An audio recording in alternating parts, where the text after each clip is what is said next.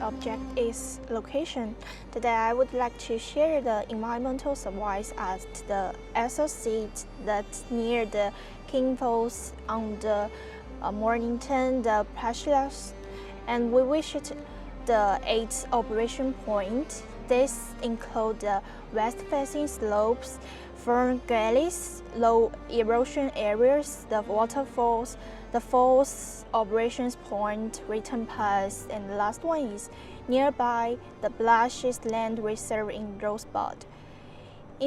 First, we use the GPS and the slope meters to collect the location data. Second, we use the Google Earth map to market the land slopes and the trails and the land shapes. We combine this information in the GIS map to show the trails, lookouts, and the parking areas.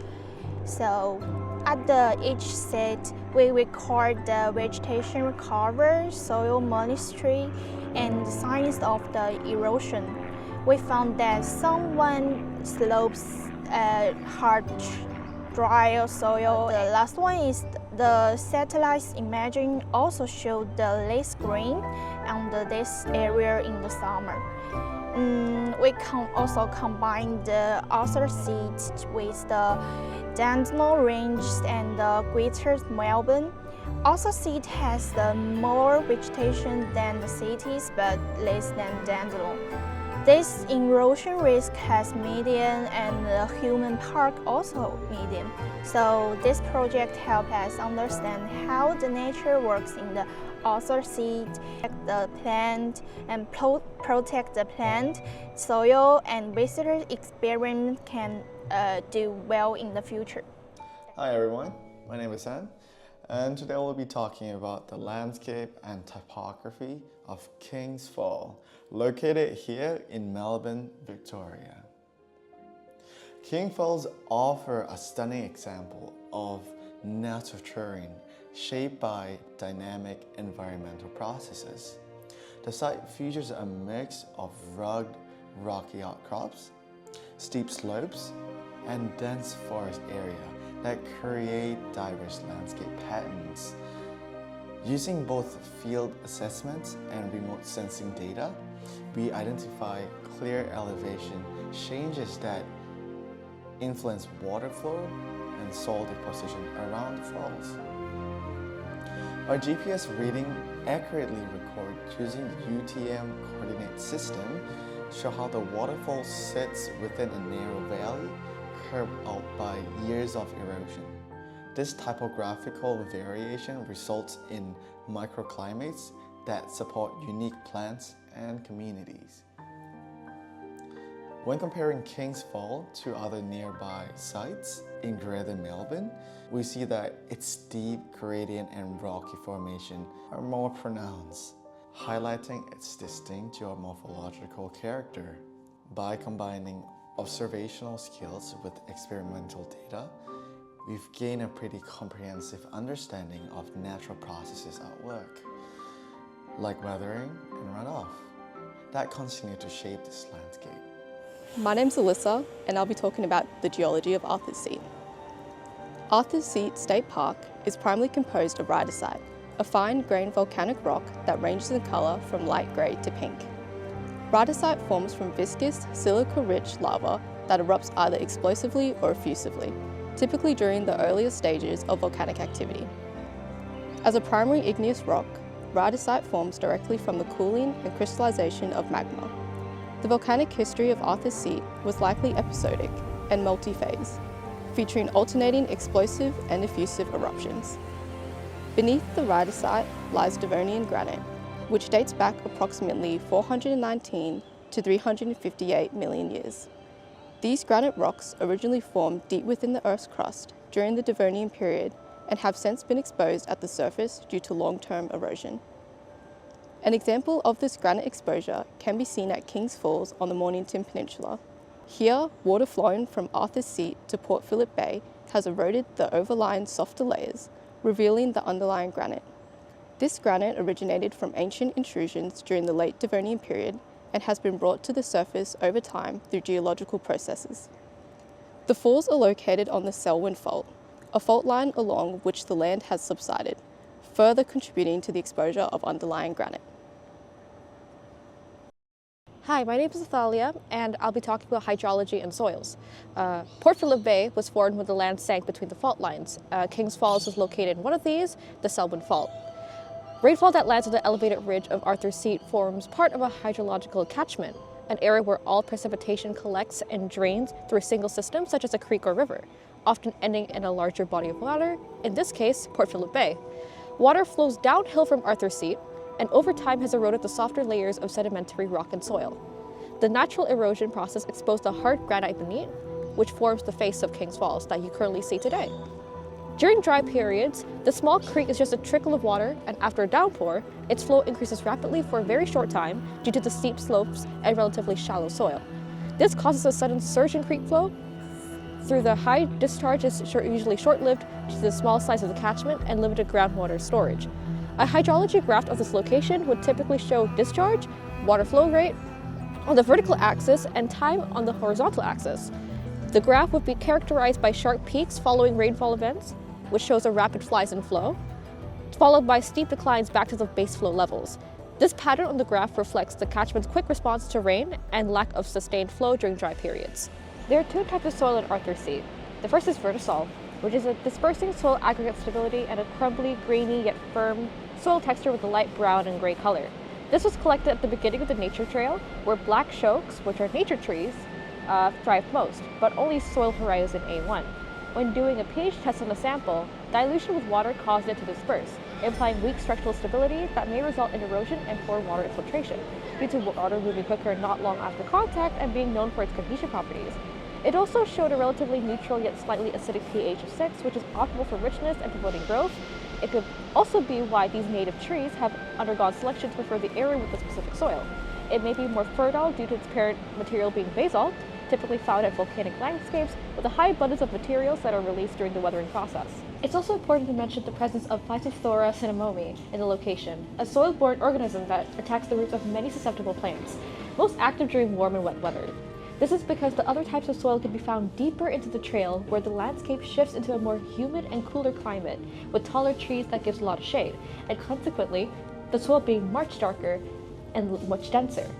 From observation alone, the color is darker and the texture indicates soft fine particles. The reason why no sample was taken is due to the presence of the bacteria and the potential risk of exacerbating its already dangerous spread on native plants and animals if taken outside of the location. Based on observation, the soil may have slaking soil aggregate stability due to the final particles and increased organic matters associated with shaded, cooler environments and slower decomposition rates, allowing for better moisture retention and reduced erosion. It would also probably have a more acidic pH due to the increased leaching and accumulation of organic acids from plant litter in the shaded, moist environment. It could limit nutrient availability to some plants, not favoring such conditions, but also slow the breakdown of organic matter and contributing to soil density. Hence, this combination of high moisture and organic content is a favorable environment for this bacteria to thrive, and explains why fungi were spotted. Yep. Hi, I'm Jack. Today I'm going to be exploring the climate of Arthur's Seat. At 305 meters above sea level, it influences local climate patterns and supports a variety of microclimates across its slopes. According to the Bureau of Meteorology, Arthur's Seat sits within a cool, temperate climate zone. Using data from the Mornington Weather Station, which was the closest located to Arthur's Seat, we find a mean annual temperature of 18.9 degrees Celsius and a mean annual rainfall of 731.2 millimeters, with most rain falling from May to September as seen in the graph below. In contrast, Melbourne Airport, a flatter inland location, records a higher mean temperature of 20 degrees Celsius and a significantly lower rainfall of 537.1 millimeters. This shows how coastal elevation influences Arthur's Seats as observed through its cooler temperature and its wetter conditions. Microclimates are evident across the site. At point A, which was Kings Falls Track, located at 207 meters above sea level, the dense canopy and southern aspect observed resulted in a cool, moist condition ideal for ferns and mosses as seen below. Higher up at point B, named Two Bays Track, 274 meters above sea level, open vegetation and exposure led to greater sunlight and wind, This ultimately catalyzed the reduction in surface moisture and increased temperature variability throughout.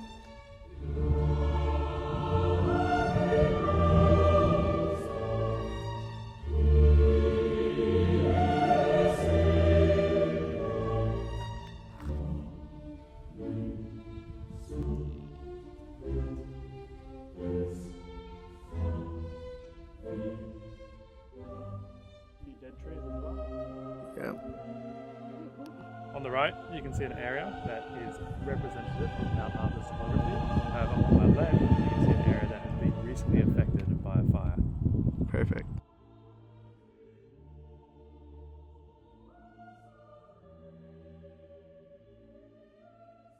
King's Waterfall, point C, 223 metres above, benefits from orographic uplift, where moist air from the Bass Strait and ocean surrounding rises, cools and condenses. This maintains a stream flow across the year, even in drier months, as observed during our visit.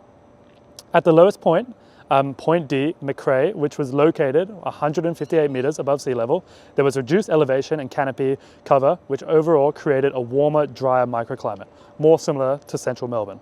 Together with the use of BOM data, GPS reference field observations, we can confirm that elevation, aspect, and coastal proximity drive significant climate variation at Arthur's Seats.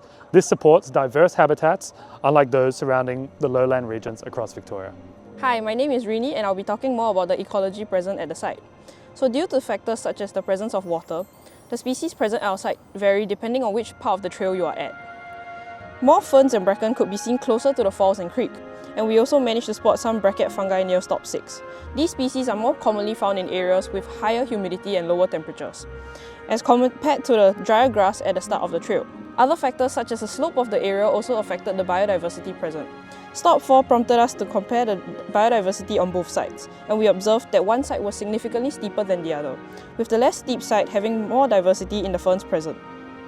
These differences in biodiversity apply not just to plants, but to animals as well. We observed more animal species closer to the creek, where we came across and heard the presence of cicadas, lizards, frogs and birds. This could be due to the birds using the creek as a watering hole, and the lizards, frogs and cicadas preferring areas with cooler temperatures and higher moisture, as they are unable to regulate their own body temperatures. While we were unable to identify the birds present at the trail, we could definitely tell that they differed from those present outside of the trail. Specifically, we spotted a magpie at stop 7, a typical bird adapted for urban environments. As for landscape management, the biggest threat the area faces is once again Phytophthora cinnamomum. It is found not just in Arthur's Seat, but across all of Australia except the Northern Territory, where the pathogen is unable to survive. It affects not just native plants, but also agricultural crops, by causing degradation of soil, resulting in the decline of heritage sites such as Arthur's Seat and the Grampians in Victoria. Infected plants are unable to develop and grow properly, affecting their ability to reproduce, and the disease has already led to the extinction of some native plant species. This loss of vegetation also results in the loss of habitat for local fauna species, including nesting sites and shelter. Humans are the fastest and most efficient vector at spreading Phytophthora cinnamomum. Hence, signages have been put up to raise awareness of the threat and remind individuals to do their part in preventing the spread of the disease. The use of biodegradable systemic fungicide known as phosphite has also been suggested to protect vegetation communities. Aside from combating Phytophthora, there are also signages along the trail indicating revegetation, showing efforts to restore the native plants and communities at Kings Falls. Alright, let's pose, guys.